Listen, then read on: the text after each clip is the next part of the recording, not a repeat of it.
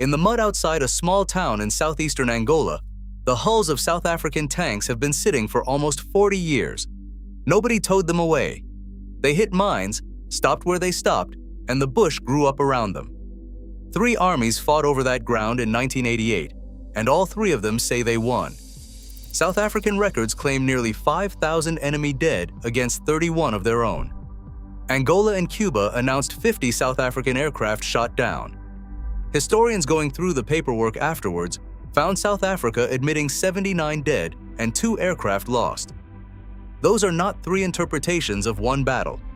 That is 3 sets of arithmetic that cannot all be true, and nobody neutral was counting. So forget who won. The only question with an answer is what each side was holding 2 years later. The town is called Cuito Cuanavale, and almost nobody outside Africa has heard of it.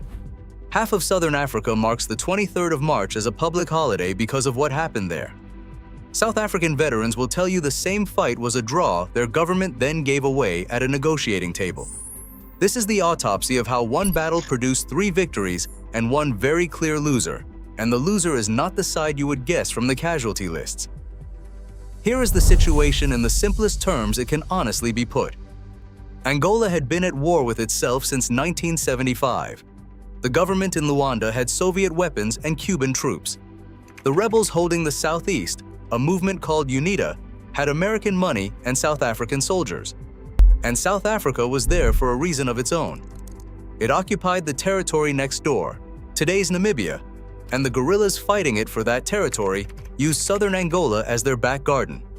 So Pretoria's war and Angola's war were the same war, being fought on the same ground, with the Cold War paying for both sides. In mid-1987, the Angolan army launched the offensive it had spent years preparing.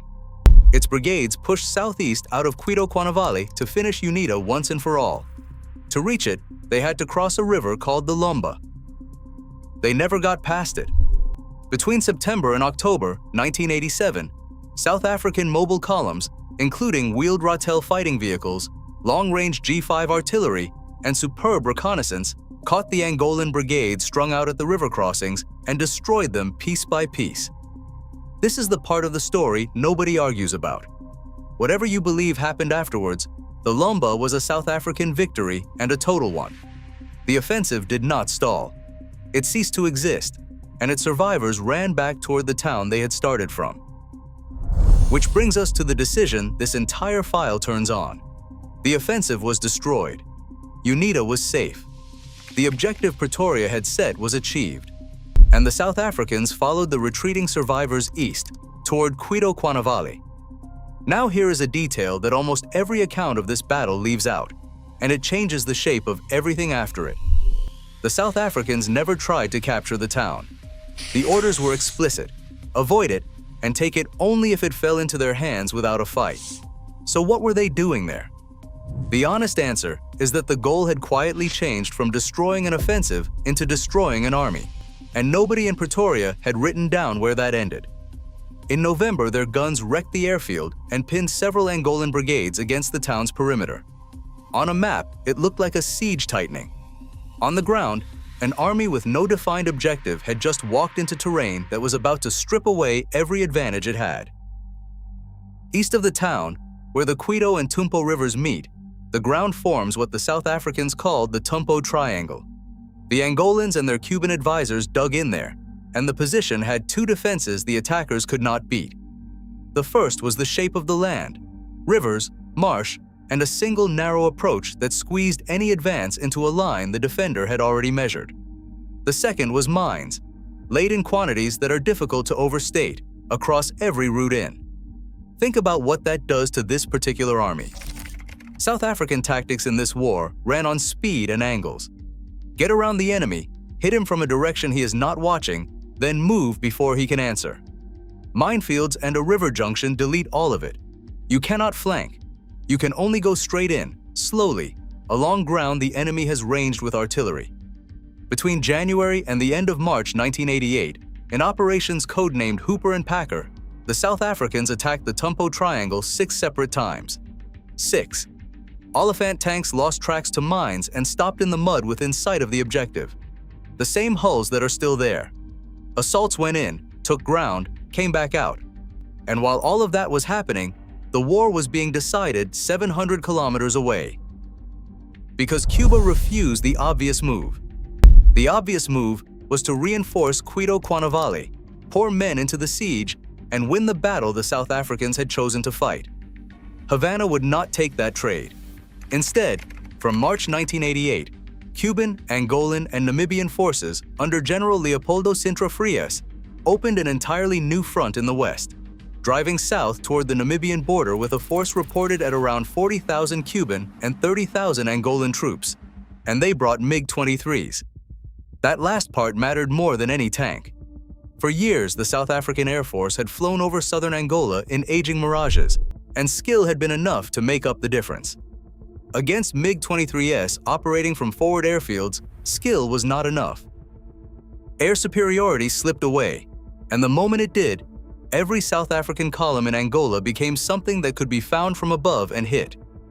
Pretoria now had a siege it could not win in the east, and an enemy it could not match in numbers walking toward its own occupied territory in the west. The strategic picture had turned upside down, while the tactical fight was still going on. Which is where those 3 casualty ledgers come from, and now you can see why each side counted the way it did. The South African and UNITA accounting covers the campaign up to April 1988. 4,785 Cuban and Angolan dead, 94 tanks destroyed, against 31 South Africans killed and 3 tanks lost. Read the dates carefully, and that ledger is mostly the Lomba, the fight South Africa won. The Angolan and Cuban statements describe something else entirely. An assault by 9,000 troops and 500 tanks against the town, thrown back by its defenders, at a cost to South Africa of 50 aircraft, 47 tanks, and hundreds of men. That is the siege, seen from inside the perimeter that held. And the figures historians settled on afterwards, the journalist Fred Bridgeland's account of the SADF war, is the standard reference. Have South Africa admitting 79 dead, 2 Mirages, 1 spotter aircraft, 3 Oliphants, and 4 Ratels. 3 ledgers, 3 different battles inside one campaign, and no neutral observer counting any of them. This is why arguing about the winner has occupied people for nearly 40 years and settled nothing. The end came fast. On the 8th of June, 1988, the South African government called up 140,000 reservists, a mobilization big enough that a distant bush war suddenly appeared in ordinary households at home. On the 27th of June, Cuban MiG-23s bombed the Calueque Dam and killed 12 South African soldiers. They were the last men South Africa lost in that war. The same day, its forces withdrew into Namibia. A ceasefire followed in August. In December, in New York, an agreement mediated by the American diplomat Chester Crocker committed everyone to leave, the Cubans out of Angola, the South Africans out of Namibia. In March 1990, Namibia became an independent country. By then, Nelson Mandela was out of prison, and speaking in Havana, he called what happened at Quito and in the West a turning point for the liberation of the continent. So, the finding. South Africa won the Lomba, and won it decisively. Nothing that followed takes that away. But a victory on a battlefield is not an outcome, and the two came apart the moment Pretoria decided that destroying the offensive was not enough and went looking for something bigger without deciding what it was. Everything after that ran downhill from one undefined goal. 6 attacks into ground the enemy had chosen, an army fixed in place in the east while a second front opened in the west, air superiority gone, 140,000 reservists called up, and finally a table in New York, where what got traded was not a town, nobody had ever tried to take the town, but a country. And that is the pattern worth carrying out of this, because it is not an African story. The most dangerous hour for any army is not the one after a defeat.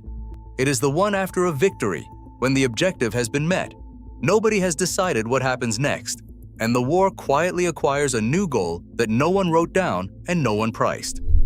Cause of death: won the battle, lost the region. If you want more autopsies of history's worst military decisions, subscribe to Battle Autopsy. Next on the table, as promised, the amphibious raid that failed completely and was supposed to. Thanks for watching.